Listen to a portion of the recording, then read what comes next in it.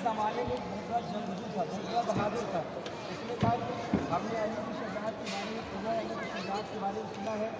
अली आज के ज़माने में होते तो मैं ये बताता कि अली ज़्यादा बहादुर है या मैं। और इंसान को जहाँ मैं हो जाता है फिर वहाँ से इंसान खत्म हो जाता है। अगर वो मौला कायनात का गुलाम अपने आप को तस्लीम करता तो शायद मौला उसे ज़्यादा क़ुव्वत देते। लेकिन उसने कहा कि अगर अली होते तो मैं बताता कि मैं ज़्यादा बहादुर हूँ या अली ज़्यादा बहादुर थे। ये कहता हुआ उसने पहले तो ऐलान किया हर जगह। जब देखा कोई रिएक्शन नहीं हो रहा है तो शहर में दाखिल हो गया और तौहीन के इरादे से, इमाम अली अलैहिस्सलाम की तौहीन के इरादे से हरम में दाखिल होना चाहा हो कि हरम में दाखिल हो और तौहीन करे। जाहिर सी बात है उसने आसानी से बात कही तो किसी ने कोई रिएक्शन दिया नहीं, तो शायद वो तौहीन करता तो लोग रिएक्शन देते। लोग बताते रात का वक्त था और हुकूमतों का पहरा था, उस ज़माने के पुलिस वाले लगे हुए थे। वो शख्स हरम की जानिब रवाना हुआ और जरी के पास जाना चाहा तो लोग बताते कि जरी के पास जाना चाहा, उसके बाद से किसी ने देखा ही नहीं उसे। रात गुजर गई, जब सुबह का वक्त हुआ तो क्या देखा कि हरम की एक जानिब उसके दो टुकड़े पड़े हुए हैं। वो शख्स जो अपनी बहादुरी का गीत गा रहा था और मौलाए कायनात से अपने आप को कंपेयर कर रहा था, उसकी लाश के दो टुकड़े मिले। अब ये हंगामा हो गया, भाई इसने इतने बड़े बहादुर को शुजाए अरब ने मार दिया।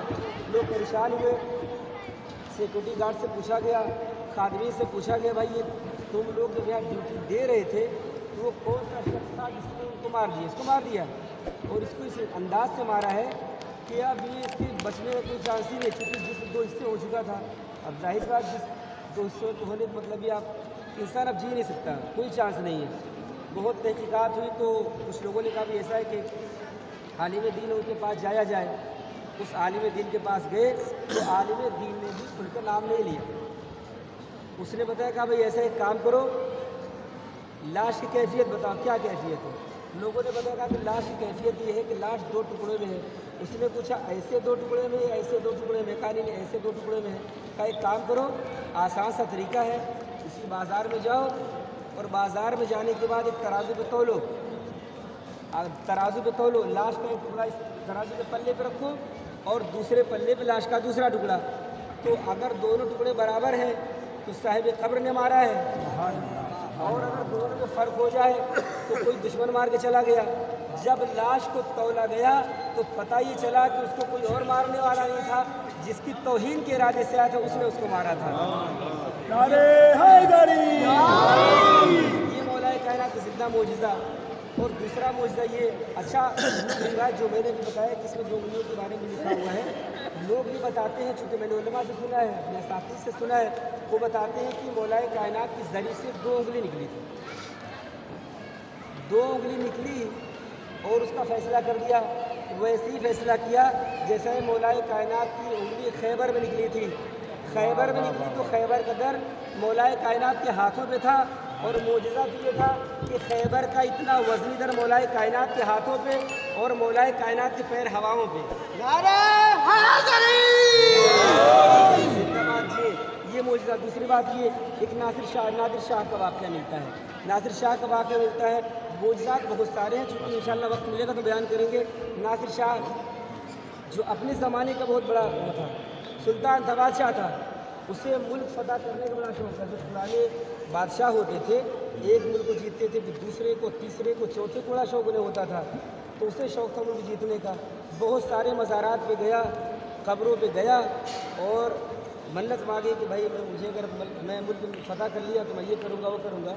और जिस कब्र पे जा के मन्नत मानता था कि अगर मैं जीत गया तो कब्र के बारे में बोलता तो तुम्हारा रोज़ा बना दूँगा, और मैं हार गया तो जो कुछ बना उसे बिगाड़ दूँगा।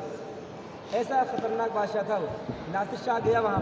अब ये शाह ने फ़तह किया तो जहाँ फ़तह करना तो फ़तह नहीं कर पाया। लोगों ने मशवरा दिया, भाई इतनी जगहों पर तुम जा रहे हो, बूढ़े बूढ़े कब्रिस्तान में चले आओ, यहाँ जाके मन्नत मानो। यहाँ भी रसूल के जानशीन रहते हैं। यहाँ आया, उसने मन्नत मानी। अब जो मन्नत मानी तो वो फ़तह कर ले गया मुल्क, सामने वाले मुल्क को फ़तह कर ले गया। और फ़तह करने के बाद उसने कहा मैं इस मुल्क पे जुल्म नहीं करूँगा, क्योंकि जिसके नाम पे मैंने फ़तह किया है वो जुल्म करने वाला नहीं है, मैं अदालत से काम लूँगा। जब फ़तह हो गई تو اس نے اپنے وزیر کو بلایا. بس یہ آخری واقعہ. اور رسول کو بلانے کے بعد کہتا ہے کہ تم لوگ مجھے اس صاحب قبر کے پاس لے کے چلو. میں نے منت تو مان لی ہے, اب مجھے منت پوری کرنی ہے. وزیر نے کہا ٹھیک ہے چلیں آپ. وزیر اس کو لے کے چلے. جب وہ شہر نجف کے قریب پہنچا, کہا نہیں بس اب ہاتھی گھوڑے اور جو صاحب ثروت افراد کی نشانیاں ہوتی ہیں جاہو حشر سب ختم کرو, سب لوگ سمپل طریقے سے ہو جاؤ, اور میں چاروں ہاتھ پیر سے چلوں گا. میری گردن میں رسی باندھی جائے, جو زنجیر ہم جس سے کہہ لیا جائے, زنجیر باندھی جائے. اور جس طرح سے کتے ہوتے, چونکہ روایتوں میں ہے اور لوگ سناتے, اس لیے میں بتا رہا ہوں, نہ میں میری اتنی ہمت نہیں کہ میں اس طرح کا الفاظ استعمال کر سکوں. میں جس طرح سے کتا چلتا ہے اپنے مالک کے پاس آتا ہے, میری گردن میں رسی باندھی جائے, زنجیر باندھی جائے, اس حال میں لے کے چلا جائے. وزیر نے کہا بادشاہ سلامت, آپ اتنے بڑے بادشاہ. تو اس نے کہا کہ میں چاہے جتنا بڑا بادشاہ سے, ان کے سامنے میں کچھ نہیں, میری کوئی حیثیت نہیں ہے. اور اس کو شاہ کی گردن میں رسی باندھی گئی, اپنے زمانے کا بادشاہ, رسی باندھی گئی اور اس کو لے کے آیا گیا, زری تک لے جایا گیا. تو جس زنجیر سے باندھ کے اس کو یہاں تک لایا گیا تھا, وہ زنجیر آج بھی پڑی ہوئی ہے زری میں, اس کی بھی آپ زیارت کر لیں گے. تو یہ خاص چیزیں جو کہ میں نے آپ کو بتا دیا ہے. اور آگے جائیں گے میزاب الذہب ایک ہے, عربی زبان میں میزاب بولتے ہیں پرنالے کو, اور ذہب بولتے ہیں سونے کو. میزاب الذہب یعنی سونے کا پرنالہ. اس کا ایک واقعہ تھا, خطیب تھا, ایک ذاکر تھا, یہ ہمارے ذاکری کے لیے ہے کہ ذاکر تھا وہ, اس نے پوری زندگی اہل بیت کی خدمت میں گزار دی. بچے بڑے بڑے اس کے ہو گئے, بچے بڑے بڑے اس کے ہو گئے. اب بچیاں شادی کے لائق ہو گئیں, پیسہ ایک بھی نہیں پاس میں. دیکھیے ذاکر اہل بیت دو طرح کے ہوتے ہیں. ایک وہ ہوتے ہیں جو ذاکری کرتے ہیں اور اچانک سے امیر ہو جاتے ہیں. ایک وہ ہوتے ہیں جو فقیر کے فقیر ہی رہ جاتے ہیں. تو جو فقیر رہ جاتا ہے وہ یہاں کا تو فقیر ہوتا ہے, محشر کا امیر ہو جاتا ہے. وہ زندہ باد. اب اس کے بعد جو ہے وہ, اس نے ایک بار کہا مولا میں نے آج تک کبھی زندگی میں آپ سے کوئی مطالبہ نہیں کیا, اور مجھے لوگوں نے سونے چاندی درہم و دینار دیے, مولا میں نے کہیں کچھ نہیں لیا ہے.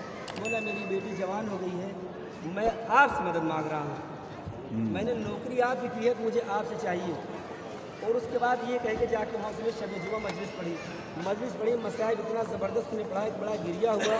جو آس پاس کے مومن تھے بہت زیادہ متاثر اس سے ہوئے. اور روایتوں ملتا ہے, جو لوگ نقل کرتے ہیں, کہ آدھی رات تک لوگ روتے ہی رہے. اور جہاں وہ بیٹھا ہوا تھا, جب وہ صبح نماز فجر کے لیے, ظاہر بات ہوگی گریے کے عالم میں تھا, جب اس کی آنکھوں سے آنسو خشک ہو گئے, وہ متوجہ ہوا چل کے وضو کرے, نماز آ کے پڑھے مولا کے حرم میں. جب متوجہ ہوا وضو کی جانب, تو کیا دیکھا, سونے کے سکے اس کی بغل میں رکھے ہوئے تھے. اس زمانے میں سونے کے سکے جو اس زمانے میں چل رہے تھے اس کے بغل میں رکھے ہوئے تھے. اور آج تک لوگوں نے یہ فیصلہ نہیں کیا, نہیں کہ بتا پائے کہ اسے سونے کے سکے آئے کہاں سے. کسی نے نہیں بتایا کہ اسے سونے کے سکے آئے کہاں سے, لیکن اس کی جو مراد تھی, جو دل کی تمنا تھی, پوری ہوئی. اور پھر اس کے بعد سے اس نے جو ہے پوری زندگی اہل بیت علیہ السلام کی مدد کی. کبھی اس نے اپنی زندگی ختم نہیں کی, اور آخر دم تک اس نے شعر و شاعری کی اور اہل بیت علیہ السلام کی مدد کی. تو جس دربار میں آپ آئے ہوئے ہیں, یہاں جو مانگیں گے وہ ملنے والا ہے. بس ہمارا ظرف جو ہے وہ پاک و صاف ہونا چاہیے, دکھاوے والا ظرف نہیں ہونا چاہیے. لہٰذا آئیے مولا کائنات کی بارگاہ میں دعا کرتے, پروردگار عالم امیر کائنات مظلوم کوفہ امام علی علیہ السلام کے صدقے میں ہماری زیارت قبول فرمائے, اور ہماری یہ زیارت زندگی کی آخری زیارت نہ ہو. پروردگار عالم جتنے مومن مومنات مریض ہوں, امام علی علیہ السلام کے صدقے میں شفاء کلی عنایت فرمائے. پروردگار عالم ہمارے جتنے بھی جہاں جہاں رسول اللہ کے ماننے والے ہیں, جانشین رسول اللہ کے چاہنے والے, جہاں جہاں بھی ان کا نام لینے والے ہیں, سب کی جان و مال, عزت, آبرو کی حفاظت فرما. ہمارے مرحومین کے درجات کو بلند فرما. وارث کربلا امام زمانہ کے ظہور میں تاجیل فرما. عظمت شہزادی کونین پر بلند تر صلوات.